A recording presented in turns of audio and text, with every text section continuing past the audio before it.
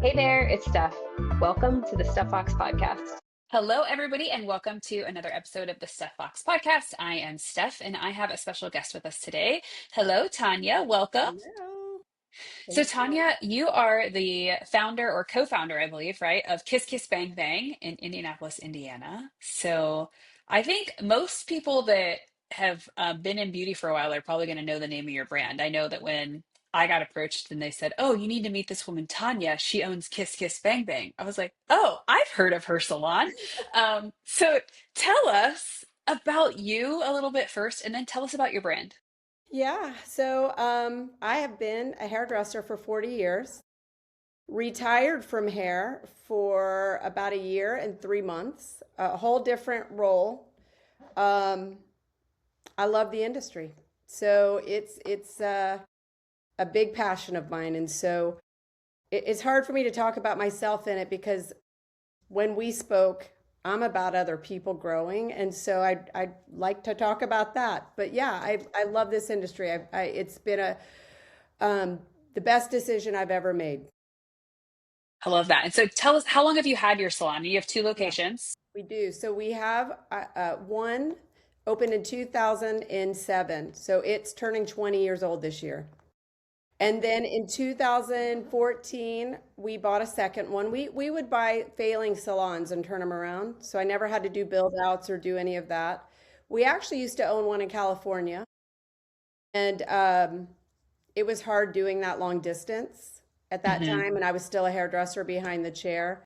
So when our lease was up, it was profitable, but it was just not fun for me. So I've always said if it's not fun, I can't do it. So we kind of let that one go. And now we just have our two. And And it's where in growing. California? Was it in We LA? were in Orange County, Orange County. Okay. Fullerton. Fullerton. Oh, yeah. I have a good friend that's got a salon in Fullerton. Lux Salon. I don't know if you know I those know guys. him very well. Yeah. James and Wade. Yeah, they're Yep, I awesome. know Wade. Yeah, we were Yeah. down the street from them, like a block. Okay. Okay. That's so Yeah. fun. Oh my gosh. So I was in the Los Angeles market. What year was that? I was there 2003 till about 2010. So were you out there during that time frame?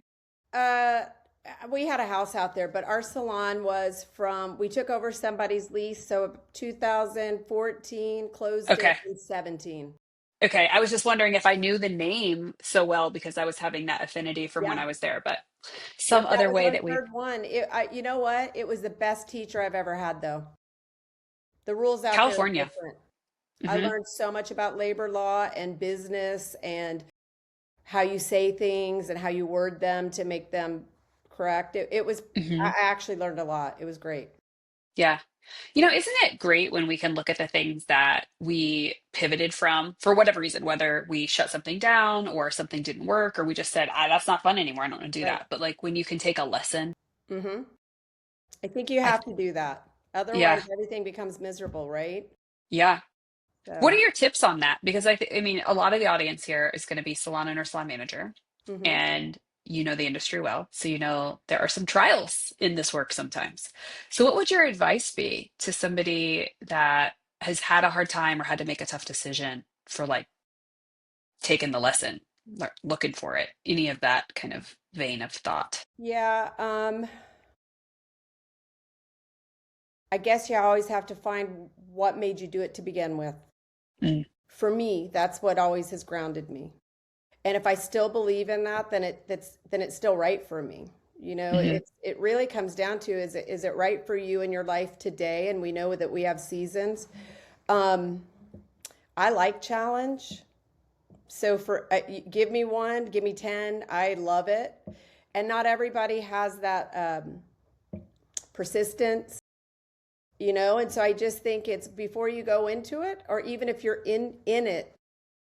My advice that I give to a lot of young hairdressers as well as people that have been in it a while: sit by yourself without any outside influence, and have that pad of paper and write all the things that are good for you, and then write all the things that aren't. And even if 95% is great, but something in that 5% is detrimental, you're never going to be happy. So, and it's okay to not move forward on some things. That's okay.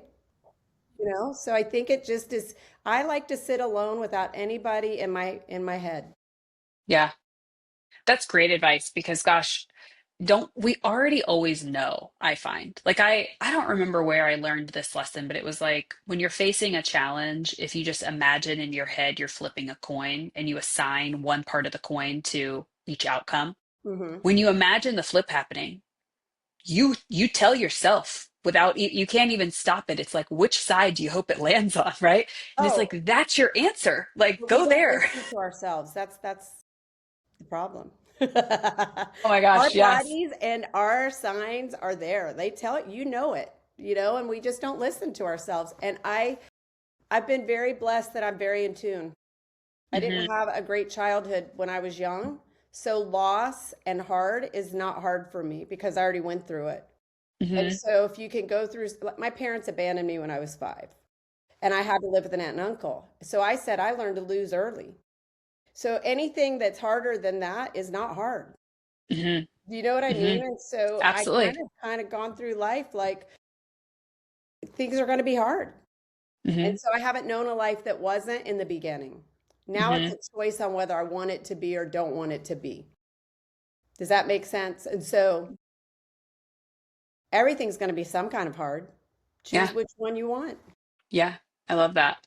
Yeah. So that takes me to kind of like the purpose and mission behind your company. And you've already mentioned it once in our Hmm. opening kind of conversation, which is like you want to grow other people.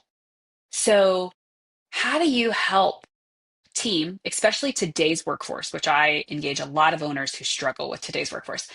How do you help them think like that? See that there are going to be hardships and we can keep going, or, how do you get them growing through Yeah. hard? I tried multiple ways. And, you know, you asked me some questions and I said COVID was really a tough time. It softened some people in a way and you wanted to be able to do that, but it's not always the best thing, right? And so being honest and I think what I've learned to do is try to give them a different perspective and understanding that I see your side, I understand it, but what if we looked at it this way? What if, could it be this? I had an issue, like I had a situation today with one of my young people, and I said, in life, if you want what you want, you have to understand that you have to give the other person a little bit of what they want too. Are you okay with what this looks like? Because I'm not comfortable only giving you what you want. It has to be mutual. And they wrote me back and said, you know what? You're right. 20-year-old kid. So just to be able to give them perspective and stay patient in that is what happens that I think is good. Um, I have now that I'm not behind the chair, I spend time mentoring my people. Some of them I do it loudly, like everybody knows. And then I've done a few that are quiet that I've asked them not to tell anybody. And just if you have blind faith and you trust in this, let's take some steps. All of those people are hitting their goals, they're surpassing them, they're winning contests, they're moving up. And Yeah. it's just because they believed in something a little bit. And sometimes they just need someone to believe in them. Oh my gosh, that is so true. And I mean, I know in my own journey, one of my biggest learns early was like stopping to recognize other people's achievements Mm-hmm. while I was on the journey of just trying to make it all happen, Because like when you're building something, it's so easy to be like, I have all these things to create and like we're gonna do this. And you think Yeah. everyone's just right there beside you, but like your vision is not theirs. No, that was They're a hard not lesson. wired. I had to Yeah. go, not everybody's me, and if they were, they'd all be doing it first. Secondly, you got to meet people where they're at. That was real hard for me because I thought, man, if I can get through what I've done in life, you guys can get through anything. Come on, we're all going to do this. And it's like, no, they're not ready. It's not their journey. Mm-hmm. Hard lesson for me because Mm-hmm. I want sometimes more for people than they want for themselves. You can't do that, you know? And Yeah, so, what do you do about that? Because I hear that all the time too. How do well, I you gave some sit advice with it? to a young girl yesterday who's trying to she wants to step up and be a leader and she was trying to guide somebody. And I just asked them, I said, and we have this saying that in life, oftentimes we ready, fire, aim. Mm-hmm. instead of ready, aim, fire, and aim is the pause. And she sent me a text back that said ready, aim, fire, because she went in hot with another employee. She was trying to do the right thing, but she wasn't thinking of timing and where the employee was sitting. And, and so it takes a lot of patience to teach young people that, because they too want it all right now, but they're only looking at it from one side and it's theirs. Mm-hmm. So you have to, it's just taking some time, and the people that get it will get it. And that's who you put Mm-hmm. more time into. Mm-hmm. I think that patience piece is so critical. And one of the things that I see and hear a lot about is, especially in salons where money can feel tight, which can create patience to like disintegrate, right? Because it feels like there's this pressure of like, gotta get them moving. I've got to create this thing. Like there's not enough runway basically financially. And it seems like every time in my own life or in the coaching clients that I work with, or just even salons I talk with, every time we try to grip it like that, not a good outcome. Well, I was on a call, and it was multiple salon owners that had multiple salons. And one gal was like, what am I going to do? Retail is this and that and this. And then we were allowed to offer guidance without saying you should or you need to, right? Mm-hmm. And I've decided to take an approach this year that's different. I'm going to know the numbers. My managers are going to know the numbers. I'm going to work towards those. But with my team, instead of putting the pressure of a number on them, I'm going to work with process. If you do the steps of service the way we teach it, if you have these types of conversations, it's all going to show up. Mm-hmm. And interesting enough, our retail numbers are up for the year. And I've talked to many manufacturers that are going, how are you doing it? And I said, I'm not going to focus on the word sales at all this year. I'm going to work on, I've actually been writing a class on the mastery of consultation that's only based on psychology, how people buy, how they feel, what they need to feel like in order to purchase. Mm-hmm. And so I've really been changing my dialogue and how I'm working with my team from just a different perspective. And it boils down to, which everybody said we needed to meet each other. It really is about energy. What energy are you bringing to the table? So you retired from behind the chair, you said a year and a half ago. Mm-hmm. So I hear you talking about a lot of great things you're putting energy towards since Yeah. doing that. Talk about that transition, because there's a lot of owners that some are like, I can't wait to come out from behind the chair. And some don't want to, right? They're like, I love this. Some can't. Sometimes it's a financial thing. What is that like? How did you go from I'm behind the chair, I work on clients, to I shifted roles? It came a year early. I've been in a long distance relationship for 20 years. We're Goldie Hawn, and we're not married, but we are married. We own the salons together. We're creative together. He's in the music business, and he came to me at the beginning of 24, and he said, I'm not doing another winter where it's cold. We're buying a house where it's warm. Let's spend our winters there. And I'm like, okay, this is fast tracking what I expected, but I'm going to do it. And then I did it. And my first 3 months was wild. And I ended up calling Aaron Kuhn. Uh-huh. And I'm like, I don't know what I need. I don't know where I'm at. I know I need something. I don't know if what you have is traditional. I don't know if I need a traditional route. And she's like, we'll make up something for you. And it was just, I needed a little grounding on how I'm going to spend my time now, because when you're like a 9 o'clock haircut, 10 o'clock highlight, an hour you're going to go in the office and work with your manager. You know what I mean? And it's so this, and now I had open time. Wow, I literally cried multiple days because I felt like, oh my God, I abandoned my people. And then what am I going to do? I figured it out quick. It's been fun. Indiana passed a bill to have true apprenticeship. Okay.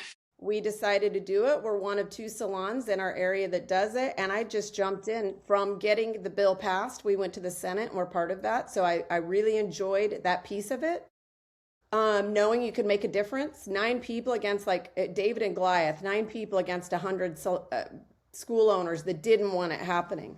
And I've always believed, someone said to me the other day, oh, that would be impossible. I said, it's impossible based on how we do it today, but it's not impossible if you change how we do it. Anything's possible. Hmm. And so this apprentice program has been a good time for me. Like I am having a good time. Who has fun writing manuals, rewriting, making binder pages, making sure your educators know it? But man, I'm having a blast because it's creative. It's differently creative. Yeah. So fun.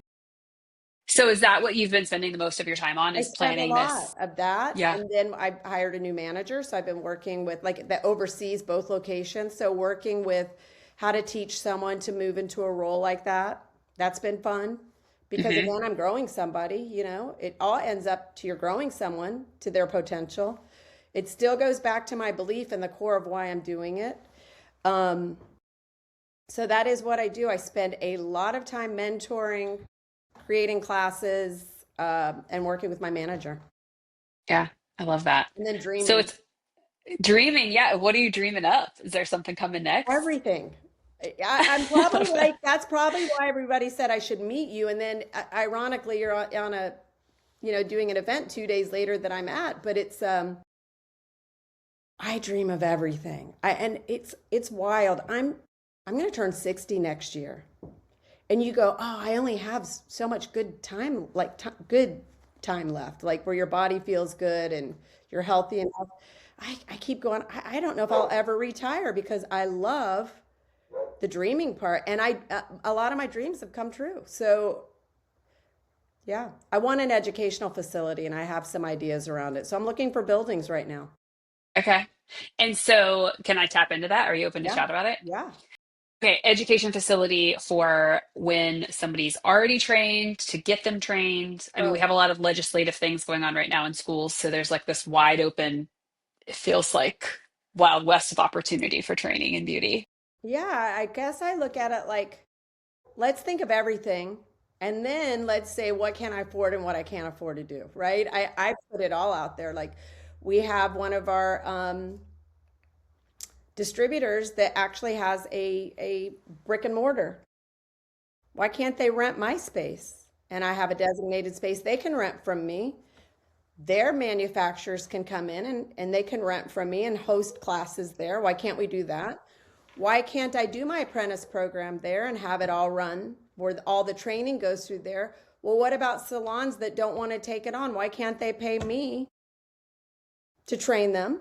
Or not Hmm. me, but my company. Your company, yeah. Mhm. Why can't we, we still work with students out of cosmetology school that they could train there, just no different than a new talent that some places have. I mean, you could have a finishing school where you're doing an advanced education for advanced hairdressers that Hmm. want more, but we kind of got off a little bit on education, in my opinion, on like with the influencer side. And I'm not saying that that's a bad thing. I'm just saying it changed. A lot of the things that went online, I think changes I think touch is coming back. I think it's needed in person. I mean, you want to keep going? We could do that for 3 hours. Have you met Deborah Pinzone? Yeah. Hmm. Okay, have you been yet to her base one space? Everybody's telling me about it, so I Okay, need to this get is the over there. creative space you need to visit for inspiration because it has their new talent training salon is inside of this space. Hmm. And then it's a big open space for all types of events. It can be hair events. They rent to Chase Bank. They rent to coaches like I myself, see like that. all these things. There's a yoga studio. They're co-working spaces. They work with a local restaurateur who actually he's in Indy, I think too. He's based out of here, but Cameron Mitchell. He does catering. And so he does all the catering for the space. So it's like this all-inclusive experience if I you use see the all space. that. It's I so see good. photographers can be there. I see it with like, Hmm. we're creating a different bridal program. I see you sitting down with the bride and doing the full-blown consultations, and why not get their pictures done there? And why not?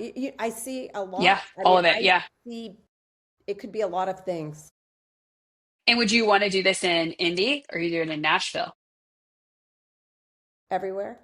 No, I'm You're kidding. like multiple. I don't have a salon in Nashville. We have been approached with my boyfriend being in music. Several musicians have been like, when are you starting it here? Let's invest, let's do it. Because they've been to our space in Indianapolis. That sounds enticing. I'd rather have a manager run it. So really trusting that, because I don't want to have to be needed at that capacity of who didn't show up, who's late, I don't want to run that piece anymore. That piece of management's not fun. But if I could find the right person with the right that can execute vision, and I'm not a micromanager, so it would be a team thing. I'd love to do that. Yeah. Yeah. Yeah, that's amazing. Just another example of like growth of people, right? You're like, Yeah. who's the person that is going to show up in my life that can be beside me Yeah. rolling this out? Yeah, that's so good. Let's talk about leadership lessons. So you've been in leadership for, you said 20 years. Yeah, probably longer, but salon ownership, Yeah. leadership. What's been the hardest lesson? Well, what I shared was you can't keep them all. Hmm. It's when I first opened, it was a group of people that were unhappy in a location. And I hated, we tried to work with the owner. I don't like walkouts like that. You know what I mean? But Sure. we loved each other. We wanted to work together. I went from being several of these people, we were best friends. And now you have to go in and the risk is on you. And you're talking risk when you're signing a lease for 5, 10, however many years, right? And they don't have that pressure. They don't understand it. So then accountability comes in, and now you're holding friends accountable. And like you said, I was a different leader in the beginning. My partner, my boyfriend is a bit straight businessman. He wanted to see movement immediately. I'd never run a business before. And so I was hot in the beginning, meaning like, we got to get this done. We got, just very intense. Hmm. And then I realized I wasn't getting people to hear me the way I needed them to. And so I had to change what that looked like. I had to stop and go, okay, what's my goal? In order to get my goal, what are the steps I need to take? In order to have people hear me, how do I need to talk to them? I have to talk to them how they need to be heard, not how I Hmm. want to talk to them, and so, I think I just learned that they're not all your friends. You can be friendly. They're not all your friends, right? That's a tough one when you're a friend. You want to be friends with everybody. And people are going to leave you. And you have to learn to really detach from that. Coming from an abandoned kid. Hmm. So I do you had a think your lot of experience, teachers in my life. yes, do you think your experience prior with like childhood abandonment made it easier to handle that kind of them leaving or harder? Was it Harder. triggering or was it harder? So triggering. Gut wrenching, triggering. Hmm. Hmm. Not anymore. It's really crazy. I can celebrate when they want to leave and for the reasons they want to leave. Hmm. It's the whole idea we've always said is we want to help people's dream come true. I can't date or marry every single person you started dating, right? Hmm. You Hmm. try for a while, but it's I don't know. I'm in a different mind space, and I've just chosen to be in a different mind space, and I think it's more peaceful. In fact, some people are doing you a favor when they're leaving.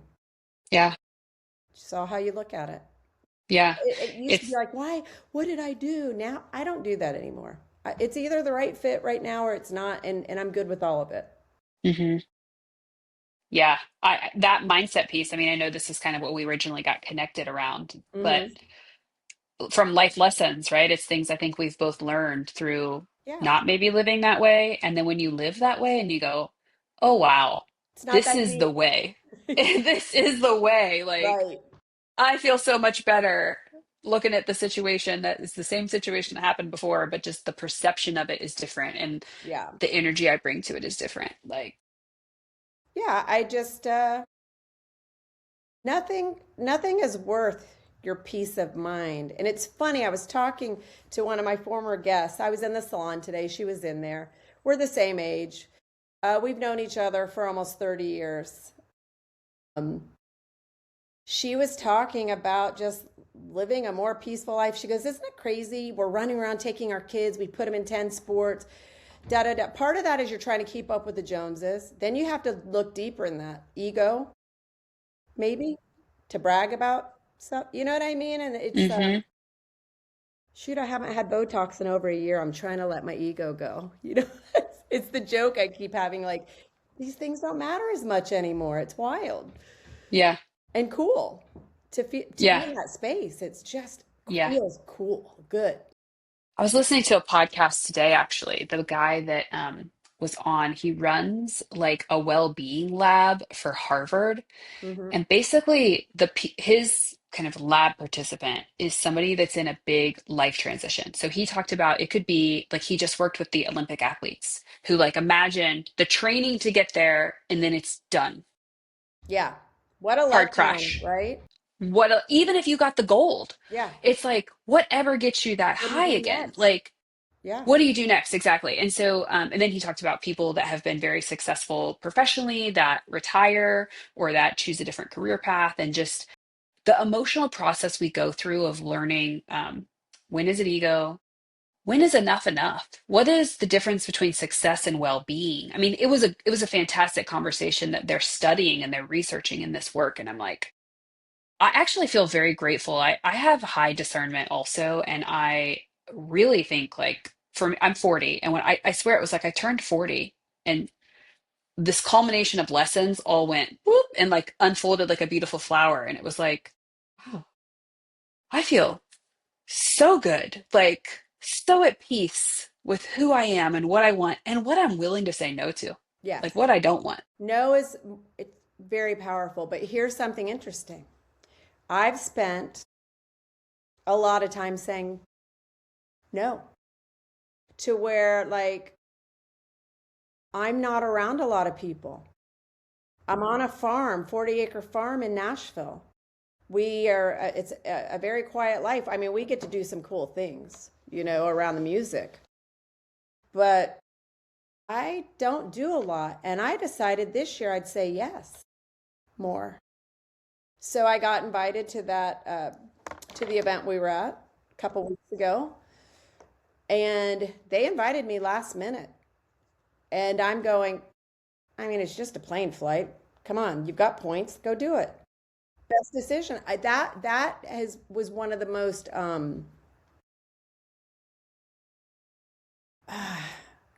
life changing. That weekend was life changing. Because I think there is space to have well being. I got Mm, my facial, I did that. But nothing is going to stop me still from being driven and to want to do more because I enjoy it. mhm. Don't dislike that. And I like that I am that way. So, but I also like to slow down. And I think there is space for you to be able to do all of it if you schedule it to, you know what I mean? Just schedule Yeah. your life that way. Does I that think make, it's like yeah. it makes perfect sense to me. It's two things for me. The first, even preceding the scheduling, is clarity on how I want to feel. That's the way I approach it. Like, because I use my emotion around it as the litmus test for like energetically, is this my thing? And I don't mean like, oh, it feels hard, I don't want to do it, right? Yes. Like, bring No, me I'm the not hard. like that. I Right. will climb the mountain, I will do the thing. Yes. But like in my soul, does this feel like that's a yes? Like, is my body going towards it or going, mm-mm? Right. Right. Then it's like, well, let's find the space for it. Whatever needs to move to find the space for this thing, I can move because this is the thing, right? That needs my priority. And I mean, my calendar is ridiculous. Like my calendar, I blocked out last October for the whole year. I knew when I could say yes to a trip. I knew when I was going to be at the gym. Like, and I will October add to is that. my planning time too, Yes. because I Is that want your it birthday? out of the way. When's your birthday? November 8th. I'm a Scorpio. Scorpio. Okay, I'm a cusp Libra. Last night of Libra, next day Scorpio. Really? Uh, yeah, yeah. That's funny. I love that. I You meant to know, ask you that when I met you. I'm yeah. like, she's gonna just think I'm weird. I'm up there wanting to meet her. Everybody told me I needed to, and then I'm gonna ask you when your birthday is, because I October sense 22nd. that. Yeah, that's That's hilarious. that is. But it's like when you can plan that way, and then the lesson I had to learn was fluidness in that plan too. Because sometimes things like you just described come up last minute and you go, oh, that's a yes. Yeah. I'm going to go to do this thing. And again, I've really worked, I think I talked about this when we were together, but like masculine versus feminine, like energy. It's easy to be in my masculine energy Me too. all the time. Like, I got this. And my greatest joy and peace is coming from learning how to be like, I can flow with this. This can Yeah. go. I got this. Like, But you um, know what it takes, I think, is great awareness and want of being aware. Just mhm. like you said early on in this podcast, you can flip a coin and you already knew what you want the choice to be, but are you willing to listen or not? I have made plans with people all the way up to the moment, and I said, something just feels like it's going to be a chore. I'm going to back out and tell them exactly why I'm backing out. Mhm. Now, if I think I'm going to let somebody down when it's something that's super important to them, I will definitely keep my word. I'm not this flaky person, but every once in a while, something like my boyfriend will go, well, you want to go on tour for X da da da da da, and I'm like, yes, yes, and then I'll go to him and go, will you be upset if I don't? I don't need to go to another concert. I'd rather work on this. Are you cool with that? And he Mhm. always understands. Yeah. Most people would be like, oh, tour, cool. Your life is so cool. I'm like, that all that can be exhausting when you're doing too much like that. So I have to make sure that I am not that exhausted anymore. Yeah. I think what that brings up for me are like, what are the lessons around rest? And I've heard some tidbits of that kind of coming out in what you've been saying, but what advice would you give to other owners who maybe don't take time for rest around why they should? um, I found that in my rest period, my brain has been the most creative. And when I wasn't resting, really wasn't. Dream time for me is super important. I am a visionary and I have to lean into that. And those Hmm. few years I wasn't doing it, like I wanted to sell my business in 2022, our biggest year ever. Mm. As COVID had exhausted me, everybody was working extra hard. We were just still coming off of masks, not too long before that. And I was just like, everybody was always upset about something. Mindset shifted. And I finally said, like I said to you, I sat in a room and I said, what do you love about this? What made you do this? Why are you still here? And then I had to go, oh, yeah, because I want to grow people. And I got back to that space, but I had to stop for a minute and relax in order to that to come to me. If you're Hmm. running too much, it's like you're missing all the beauty that's going on around you when you don't get present for a second. Hmm. And Hmm. being present is really important for that. And I think when you are present, it does feel restful to me. I don't know what rest looks like to everybody, but for me, it may only be 10 minutes of a quiet moment, taking a deep breath, um, saying, okay, I'm going to work from this time to this time. And from this time to this time, I'm going to watch whatever I want on YouTube. I'm going to watch a junkie Love is Blind full day. I'm not Yeah. working tomorrow. But Hmm. I tell myself that, like, and I honor it. And I don't feel guilty doing it. I used to, but I don't anymore. That's a gift when you get to the place that you can stop shaming yourself around needing rest. You're like, you know what? And you know what? I always, from the owner perspective, like if you're a manager listening to this, like this isn't going to apply to you in the same capacity because you're not the final decision maker. But if you're the owner, like you get to decide today's not the day for this. Hmm. Like I need to just be, right? Or I need to spend an extra hour in my journal, or I need to go run, or I need to go meet a girlfriend for coffee and just have a day of just like some, or go get a massage or whatever it is. Like you get that choice. And sometimes we take that permission away from ourselves. Well, I've got some transition going on in my salon, so I've been home more, Indiana home more. And I finally made a decision. I talked to my leadership team. I said, I need to go be here. I'm neglecting this side of my life too, and I'm not willing to do that. They're like, Hmm. you go, you don't have to be here. We got this. So I'm leaving for 3 weeks for Florida, and I don't feel bad about it. I'll still work. I'm just going to work looking at the ocean. Yeah. And when you feel like it, right, you can wake up Yeah. and you can say, I'm going to work in a few Go sit hours on the beach because, for an hour. Yeah. And I'm going to do uh-huh. it and Yeah. be okay with it. Yeah. Good for you. I love that. I think when we start to give ourselves that permission, to your point, like it opens up creativity. I mean, cognitive overload is real. And when we are in that space, especially if stress is compacted on top of it, all Hmm. the great ideas are shut down. And usually that's when we need them. We're like, please give us the great idea. Yes. And we are Yes. just suppressing our ability to get it. Like, My team is like, oh my God, Tanya, what else are you coming up with? Because I keep going, oh my gosh, and you want to know what else I thought about last night? I have this Oh, idea. this is so cool. Look at everything I'm writing out and working on, and I'm I having a good love that. time. Yeah. That is so good. So, to kind of round out our conversation, let's talk culture because Mhm. you're describing like so many beautiful things about your essence and what you really have built for yourself to build this culture, to build other people. Um, what do you think it looks like to really build a culture inside of a business? What advice would you give for a salon owner that's like, it doesn't feel like they don't care as much as I want them to? Because I hear that a lot. Yeah. When we first opened, we sat down with the people that were going to move into this space. And we had known we weren't, we bought the business in July. We weren't going to move into the actual space until January 1, or the transaction wasn't happening till January 1.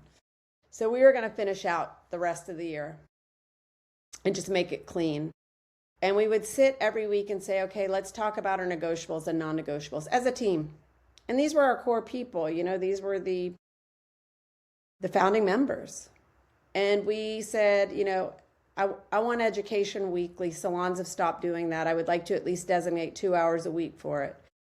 A couple of people were like, really? No. And I'm like, no, really, yes. Because if it's anything, we're going to connect.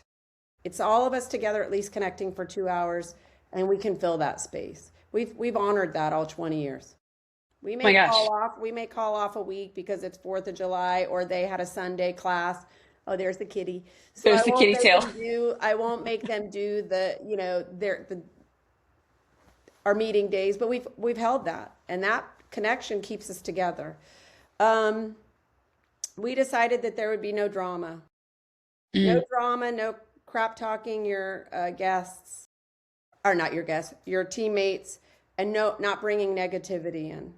And so we kind of created some core principles. hmm. And then they chose to keep the commitment there. So I think the question was, how do you teach this or share this with other salon owners or managers? Silence equals acceptance. So whatever you don't change that does not align with what you're wanting it to be, it becomes it anyway. Hmm. And it's a cliche, but culture happens on purpose or by accident. And so what's your on purpose? And one of the things I wrote to you that is strong, you cannot compromise your beliefs. Systems will change based on technology. You may get a new location. You may want to incorporate some things you learned somewhere else. But the culture is who you decided you were going to be when you opened those doors, and for all the reasons you decided them. I can honestly say my company's never changed that. Now, it doesn't mean we haven't had issues with some people breaking it along the way. Yeah. Woo. But you know what I mean? But it's like you have to still get back to, hold on, we said this was a non-negotiable. And then as time moved on, what are some areas that we could pivot? And then you have to be open-minded enough to pivot. Now you have to go, Hmm. did that help make my culture stronger? Or did it hurt it? So for instance, when people didn't want to work as many hours anymore and they wanted a little bit more work-life balance because they learned what being at home was for 8 weeks and they enjoyed it. I'm willing to do that. Crazy though, I'm not willing to change our dress code. It's a standard. I want a high standard. And some people Hmm. are like, but they should be able to be individualistic. And I'm like, yeah, we're black, white, and gray. Gwen Stefani looks awesome in black, white, and gray, and she's I still love it. trending. So let's do Gwen Stefani every day, people, you know? But it's like there's some things I won't bend, and there are some Hmm. things I'm like, well, let's talk about it. You know, I will bend some things. I didn't have Hmm. part-time employees when I first opened. Everybody was full-time. Okay, I can go part-time, Hmm. you know? And so it's just, I think it's about making the decision before those doors ever even open up. Because if you do not have a plan around it, are you going to run your life or let your life run you? And that's kind of how we look at it.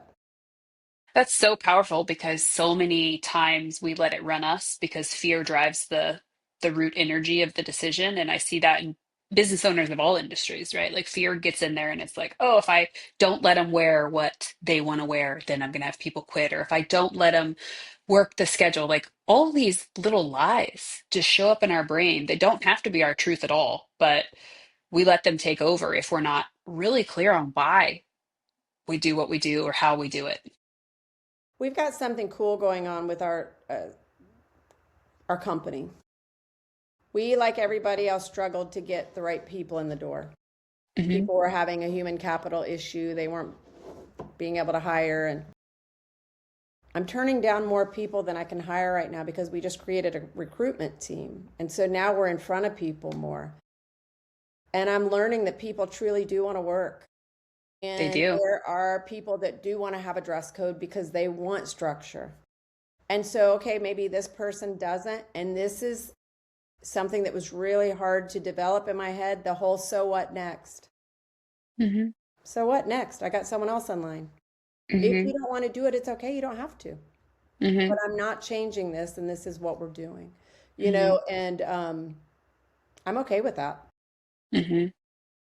Well, what you're describing in my experience is like that is where peace comes from Hmm. because you are choosing what is aligned to your purpose in the work and you're the steward of the work.